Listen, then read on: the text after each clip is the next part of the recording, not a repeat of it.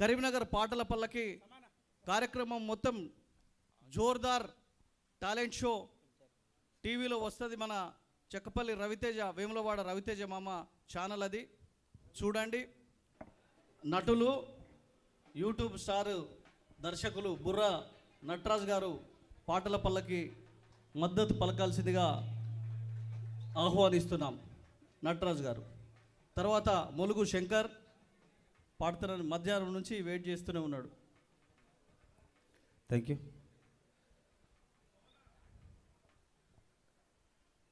పాటల పల్లకిలో 12 గంటలు అనే కార్యక్రమాన్ని ఈరోజు నేర్నాల కిషోర్ అన్న గారి ఆధ్వర్యంలో కళాభారతిలో నిర్వహించుకుంటున్నాం. ఈ కార్యక్రమానికి విచ్చేసినటువంటి సహచర కళాకారులందరికీ కూడా కళాభివందనాలు.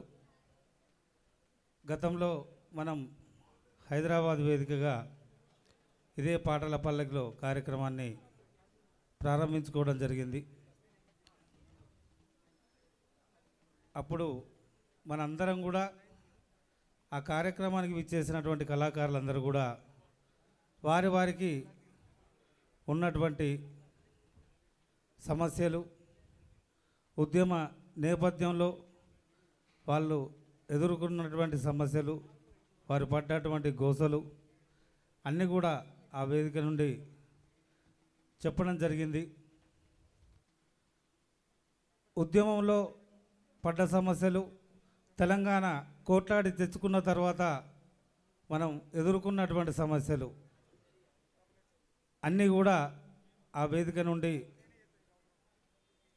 వాయిస్ ఇవ్వడం జరిగింది. మరి నేడు మన యొక్క గోసలను గుర్తించి సానుకూలంగా స్పందించి కళాకారులకు చేయూతనిచ్చేటువంటి సదుద్దేశంతో నేటి ప్రభుత్వం ముందడికి రావడం నిజంగా మనం ఒక మెట్టెక్కినట్టే భావించాలి. ఈ కార్యక్రమాన్ని ఆ దిశగా నడిపిస్తున్నటువంటి మన నేర్నాల కిషోర్ అన్న గారికి మనందరం కూడా ఒకసారి చప్పట్లతో వారిని మనం మెచ్చుకోవాలి. ఎందుకంటే ఇప్పటివరకు అందరూ చెప్పినట్టు కిషోర్ అన్న గారు ధూమ్ధామ్ కార్యక్రమాలతో ఈ రాష్ట్రం అంతా కూడా కలదిరిగినటువంటి ఉద్యమ కళాకారుడు.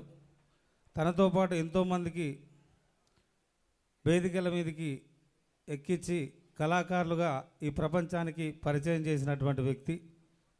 మరి అలాంటి వ్యక్తి తనకు వచ్చినటువంటి అవకాశాన్ని తనకు ఒక్కడే క్షేమంగా ఉంటే సరిపోదు, నేను ఒక్కనే సుఖంగా బతికితే సరిపోదు, నాతోటి పనిచేసినటువంటి కళాకారులందరూ కూడా బాగుండాలనే ఉద్దేశంతో తనకి ఇచ్చినటువంటి అవకాశాన్ని తునప్రాయంగా భావించి మనందరి కోసం ముందుండి ఈ పాటల పల్లకిలో మనందరినీ మోస్తూ మనందరికీ న్యాయం జరిగేటటువంటి ఉద్దేశంతో మరి ప్రతి జిల్లాలో కూడా ఈ కార్యక్రమాన్ని నిర్వహిస్తున్నాడు. కాబట్టి మన సోమన్న గారు చెప్పినట్టు ఇక్కడికి విచ్చేస్తున్నటువంటి పాలకవర్గం నాయకులు చెప్తున్నట్టు ఇంకెంతో దూరం లేదు. మనం కోట్లాడి తెలంగాణను తెచ్చుకున్న వాళ్ళం, ఈ ఉద్యోగాలు తెచ్చుకోవడానికి ఏమైతే అలసిపోం మనం. కాబట్టి ఇది కాకపోతే ఇంకొక 4 ప్రోగ్రాములు అయితే కావచ్చు, పెద్ద తేడా ఏం లేదు మనకు. ఈ ప్రోగ్రాంలు ఏం కొత్త కాదు, చేయని వాళ్ళం కాదు. పోలీసు వాళ్ళు కొట్టినప్పుడు కూడా ప్రోగ్రాంలు చేయకుండా వెనుకకు పోలే, ధైర్యంతో చేసినావు.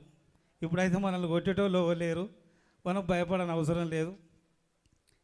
మనకు మన కళా కుటుంబం నుంచి వెళ్ళి పాలక పక్షాలకు మన గోసలను చెప్పడానికి ఇప్పుడు వారధులుగా ఉన్నటువంటి మన కళాకారులే, సోమన్ అట్లాంటి కానీ, కిషోర్ అన్న అట్లాంటి వాళ్ళు కానీ, జగన్ అట్లాంటి వాళ్ళు కానీ మనకి ఇంకా అనుకూలమైనటువంటి వాతావరణం ఉన్నది. కాబట్టి ఇంకా మనకు బాట ఇంకా అలకగా ఉన్నది. కాబట్టి మిత్రులారా, ఎవరు అధైర్యపడద్దు.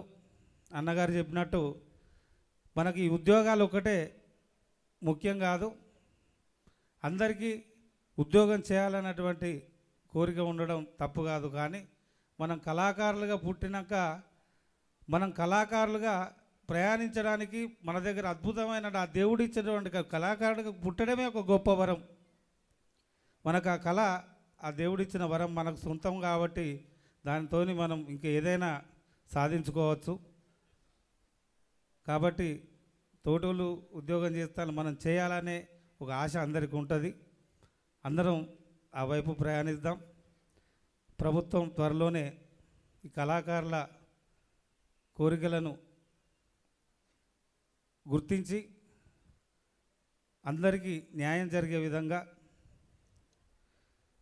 కళాకారులను ఆదుకోవాలని, వారికి ఉద్యోగాలు ఇవ్వాలని మనస్ఫూర్తిగా వారిని కోరుకుంటూ ఈ పాటల పల్లకి వేదిక నుంచి వెళ్ళి మరొక్కసారి వారిని విన్నవించుకుంటున్నాను. జై తెలంగాణ. థ్యాంక్ యూ నటరాజు గారు. YouTube channel Jordar talent show ద్వారా పాటల పల్లకి అనే ప్రోగ్రాంను మేము ముందుకు తీసుకొచ్చే అవకాశం నాకు కల్పించిన నేర్నాల కిషోర్ గారికి, వారి దంపతులకు నా ధన్యవాదాలు, కళాభివందనాలు. ఈ పూర్తి ప్రోగ్రాం 12 గంటల ప్రోగ్రాం మన యూట్యూబ్ ఛానల్ జోర్దార్ టాలెంట్ షోలో పాటల పల్లకి 12 గంటలు ఈ ప్రోగ్రాం మొత్తం ప్రోగ్రాం ఉంది. మీరు తప్పకుండా చూసి ఈ వీడియోను 10 మందికి షేర్ చేయండి. మన జోర్దార్ టాలెంట్ షోని సబ్స్క్రైబ్ చేయండి, లైక్ చేయండి, షేర్ చేయండి, కామెంట్ చేయండి. Thank you very much. మీలో ఉన్న డిఫరెంట్ టాలెంట్ కి వేదిక జోర్దార్ టాలెంట్ షో.